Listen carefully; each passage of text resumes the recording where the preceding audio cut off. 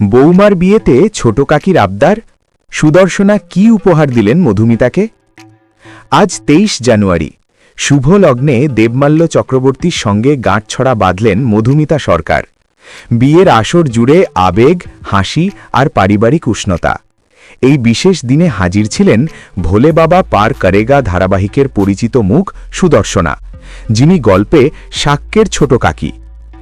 অনেকদিন পর ছোট পর্দায় ফিরে এই ধারাবাহিকেই নতুন করে দর্শকের মন জয় করেছেন পায়েল। আজ বাস্তবের বিয়েতে তাকে দেখা গেল একেবারে পরিবারের মানুষের মতোই আনন্দ করতে। মধুমিতার বিয়েতে সুদর্শনার চোখে মুখে ছিল খুশির ঝিলিক, হাসি আর শুভেচ্ছা। বিয়ের জমকালো আয়োজনের মধ্যেই বৌমার জন্য বিশেষ উপহার নিয়ে এগিয়ে এলেন ছোট কাকি সুদর্শনা। তিনি মধুমিতাকে উপহার দেন দামি সাজের একটি ফাউন্ডেশন ও সঙ্গে আরও কিছু প্রয়োজনীয় উপহার সামগ্রী। নতুন জীবনের শুরুতে সাজগোজের এই উপহার যেন যত্ন আর ভালোবাসারই প্রকাশ। আজকের বিয়েতে আত্মীয়তার বন্ধন যেমন স্পষ্ট, তেমনি সুদর্শনার এই উপহার রইল মধুমিতার নতুন যাত্রার এক সুন্দর স্মৃতি হয়ে।